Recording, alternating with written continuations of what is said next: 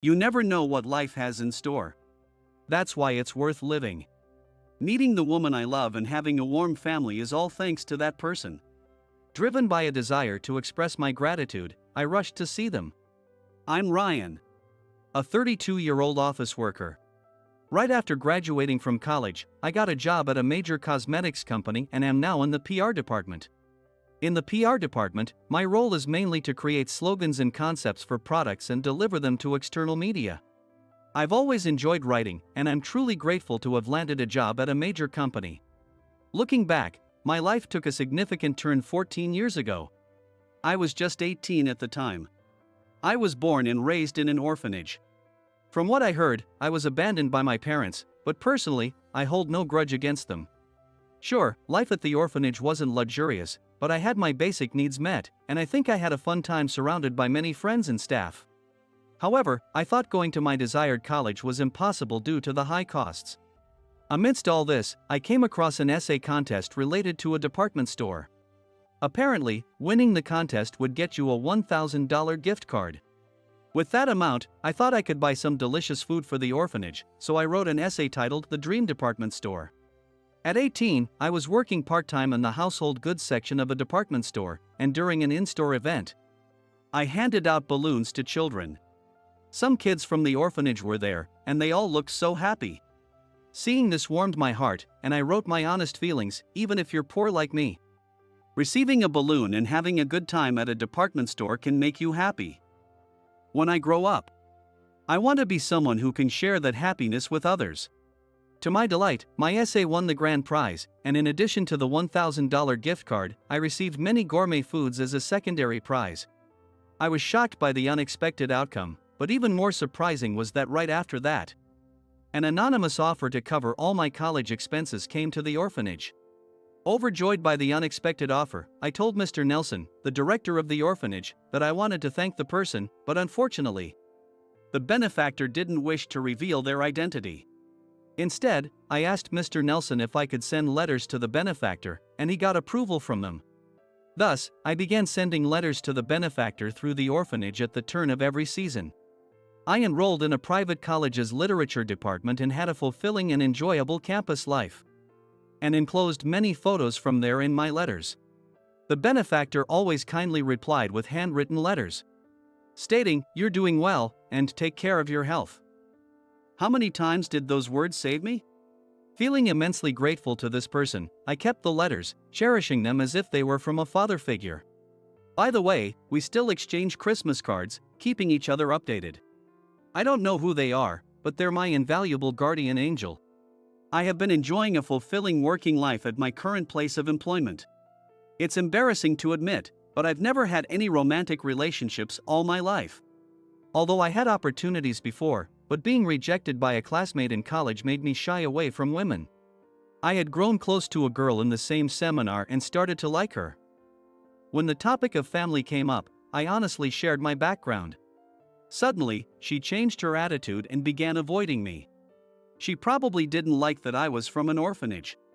Shocked by this, I became reluctant to pursue romance. Yet, there was a woman I admired.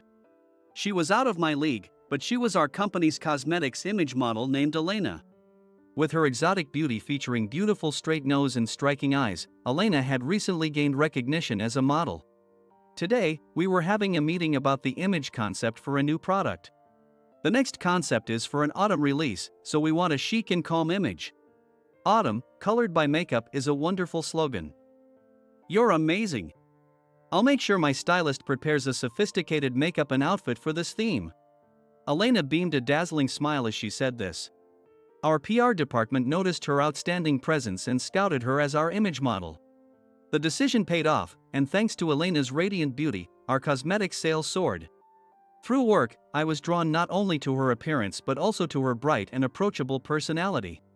As we were having our meeting, my colleague, Mark, suddenly burst into the room without knocking. Of course, Mark was after Elena. Elena, you look as stunning as ever today.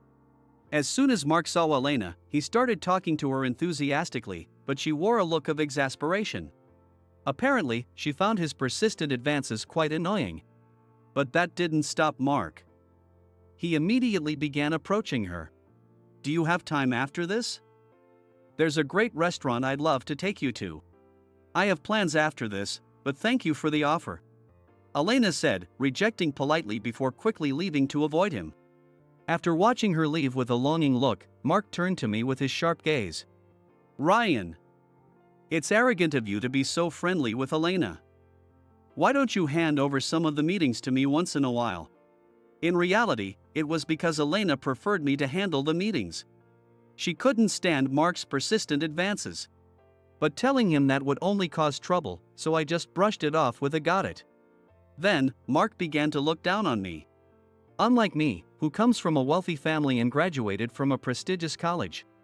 You don't come from a good background and are not even close to being in the same league as Elena. So, keep that in mind. Yes. Mark came from a wealthy family, had learned various skills, studied abroad, and was a genuine celebrity. On top of that, his good looks and stylish designer suits made him popular among the female employees. Compared to him, I was far from handsome, and being from an orphanage often subjected me to prejudice. I knew all too well that I was not a good match for Elena. That's why I was struggling with how to give up my strong admiration for her. New encounters don't seem promising either. As I was worrying about what to do, I received an unexpected invitation a few days later. While drinking at a bar with Mr. Mitchell, the CEO of a fancy store we did business with, he made a suggestion. "Ryan, would you consider meeting my daughter? She's 29, so I think you two would be a good match."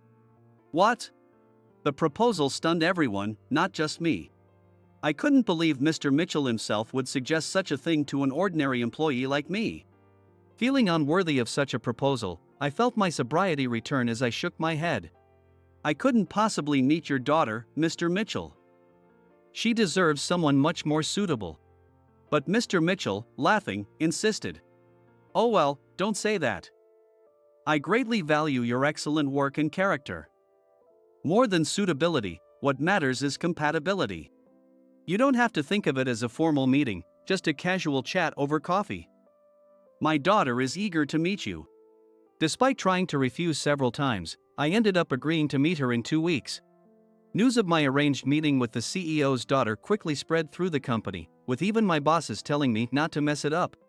My colleagues, including Mark, found the situation amusing, joking that you could strike it rich if things went well. Even Mark, unusually cheerful, approached me. "Since you've got this important meeting, why don't you wear a designer suit for once? I can give you some tips." Seeing Mark's friendly demeanor, I felt genuinely pleased. He had been a bitter senior to me, but perhaps he was relieved to hear that I was going to be matched with a woman other than Elena.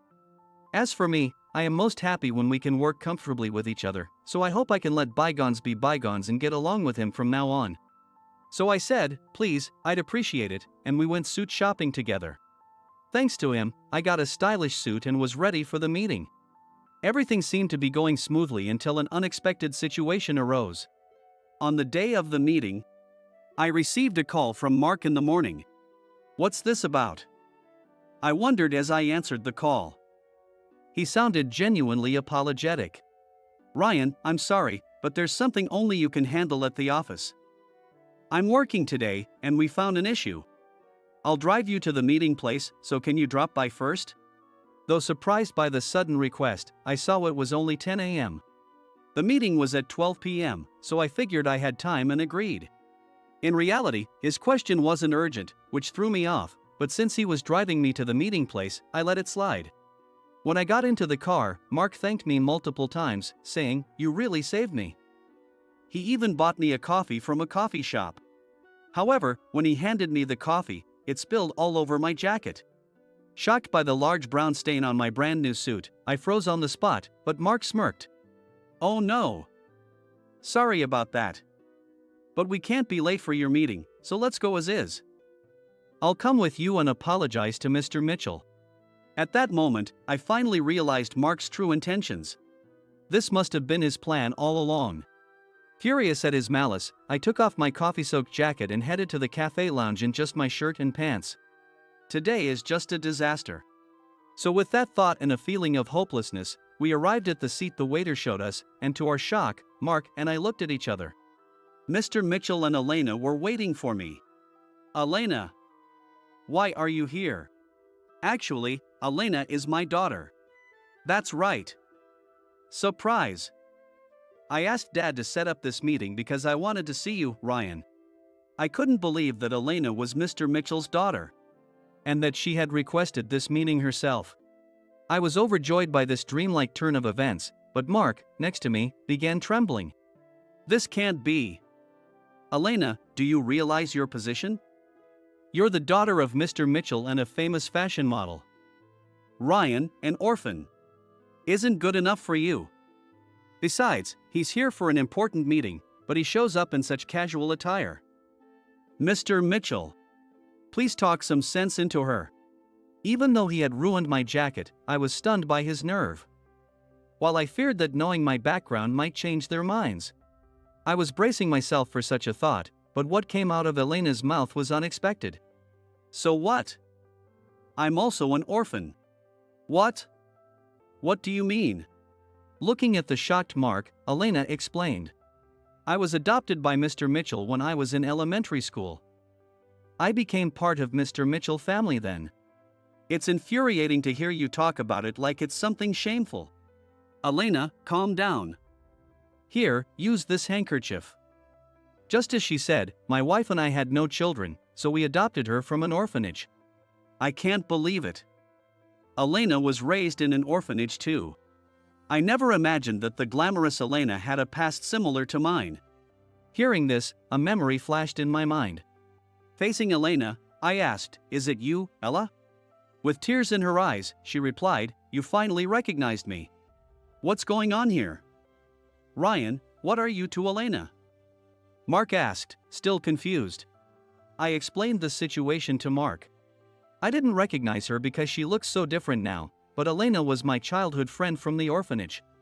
I never thought we'd meet again like this. As a child, my hair was blonde, but it turned brown as I grew older.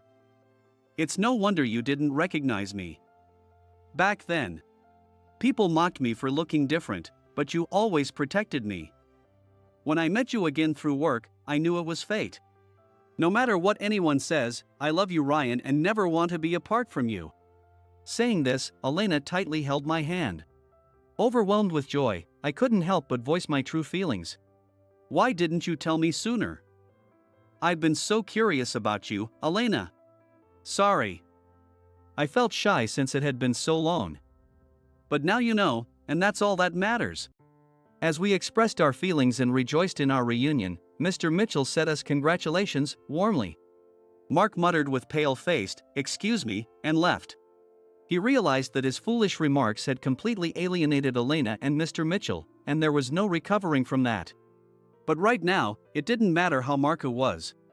Elena and I declared our relationship and started dating, with Mr. Mitchell happily witnessing and blessing the moment. Thus, Elena and I started dating and began to enjoy our days together, but after that one incident, Mark voluntarily resigned. Having insulted a major client like Mr. Mitchell, it was the sensible decision of him. He also admitted he couldn't focus on work after such a heartbreak. I hope he uses this experience to rethink his ways. A year after we started dating, Elena and I got married, and I moved into the Mr. Mitchell household. My mother-in-law is kind and treats me well. I still work in the PR department, but I also handle slogans for Mr. Mitchell's department store and write promotional articles for Elena. I want to continue using my strengths to support my beloved wife in every way I can. In our second year of marriage, our daughter Alyssa was born, filling our home with even more laughter and joy. Both Elena and I had spent many years in orphanages, so we were incredibly happy to have such a warm and loving family. Mr. Mitchell was overjoyed at the birth of his first grandchild and doted on Alyssa. One day, when Alyssa was 2 years old, she tried to climb the bookshelf in Mr. Mitchell's study, causing a wooden box to fall. Alyssa, you shouldn't be doing that. Wait, what's this? What spilled out of the box were letters I had sent to my benefactor over the years. Seeing them, memories of my exchanges with my guardian angel through those letters came flooding back. Yes, my invaluable guardian angel was, in fact, Mr. Mitchell. Unable to contain myself, I grabbed the letters and rushed to Mr. Mitchell. He was sitting on a rocking chair, enjoying tea and the garden view. When he saw the letters, he scratched his head sheepishly. Aha, so you finally found out. Why didn't you tell me? I've always wanted to thank you. No, I'm not someone who deserves thanks. I visited the orphanage regularly, and when I read your essay in the contest my department store held, I was deeply moved by your dedication to your dreams and your wish for the happiness of other children in similar situations. Since Elena had a tough time at the orphanage due to her appearance, I felt the need to adopt her. But I couldn't adopt all the children. So, I decided to help other kids in any way I could, to help them achieve their dreams. It wasn't much, really. I was truly surprised when Elena told me she wanted to meet you. Not much? That's not true at all. Thanks to you. Tears welled up as I felt overwhelmed with gratitude. Thanks to his support, I was able to pursue my dreams. I've always wanted to thank him in person. I've lived my life with that thought in my heart. You made me who I am today. I have a loving wife, a wonderful daughter, and a fulfilling job.